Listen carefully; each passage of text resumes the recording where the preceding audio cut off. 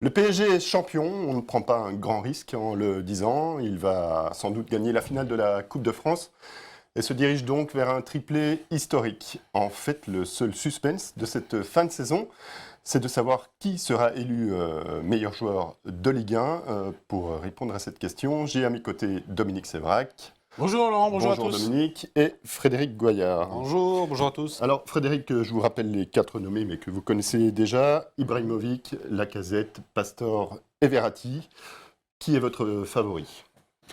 Marco Verratti, tout simplement parce que je trouve que ça a été le joueur le plus constant de la saison. Alexandre Lacazette a fait une très bonne saison, il a marqué énormément de buts, 27 c'est beaucoup, mais je trouve que sur la fin de saison, il a été moins performant, alors que Verratti a fait une saison très constante. Dominique ? Le favori, c'est Alexandre Lacazette. Mon favori, c'est Marco Verratti. C'est-à-dire que je pense que celui qui va l'avoir, celui qui va être élu, c'est Lacazette, prime au buteur, prime au garçon qui a battu Lacombe, Henri Guy, meilleur buteur de l'histoire de Lyon sur une saison.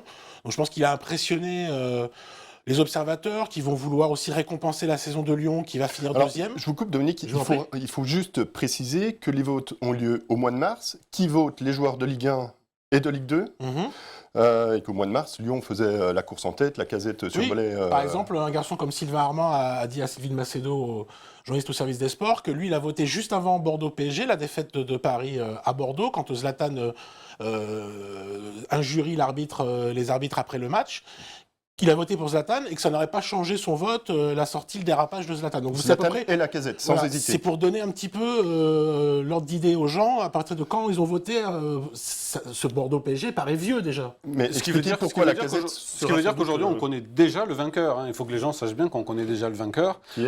Qui est certainement Marco Verratti. Non, je plaisante parce que Lacazette, effectivement, a sûrement toutes les chances de gagner parce que les joueurs ont quand même voté très très tôt et qu'à ce moment-là, il était encore en haut de la vague. Alors, Frédéric, vous savez que les gens qui votent aiment bien récompenser à travers un joueur une équipe. Quand Zlatan l'a eu les 2 dernières saisons, c'était aussi pour récompenser les 2 titres de champion de France. Et que cette année, il y a quand même une sorte de buzz lyonnais justifié.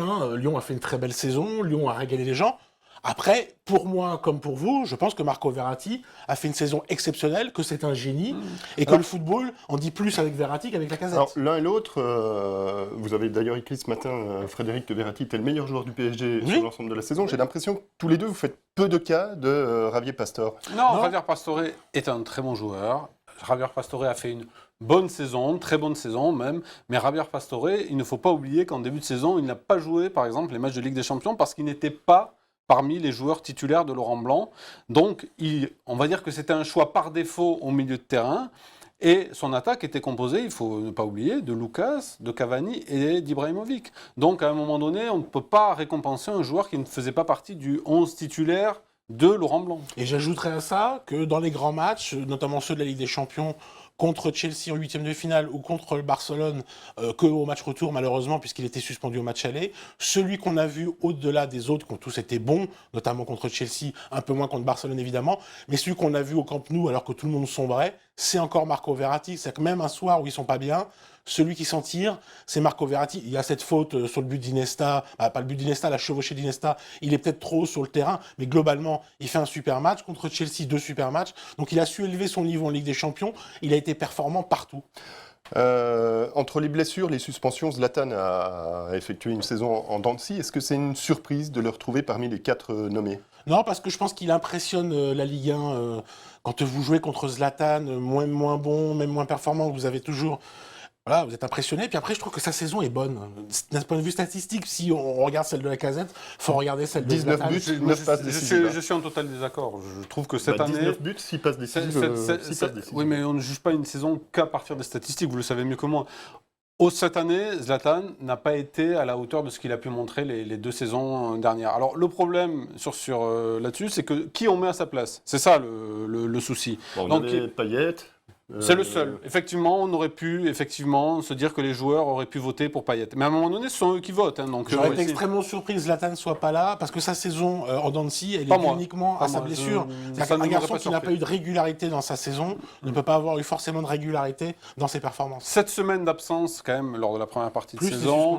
Plus les suspensions. Hein, il y a quand même aussi un contexte. Voilà, il y a eu une blessure très longue, il y a eu des sorties tapageuses, des suspensions qui font que cette année, on pouvait quand même imaginer qu'il y avait mieux. Ne pas le mettre dans les 4 meilleurs joueurs de la Ligue 1, il faut se lever tôt quand même. D'accord, Ah, juste Payet, parce que...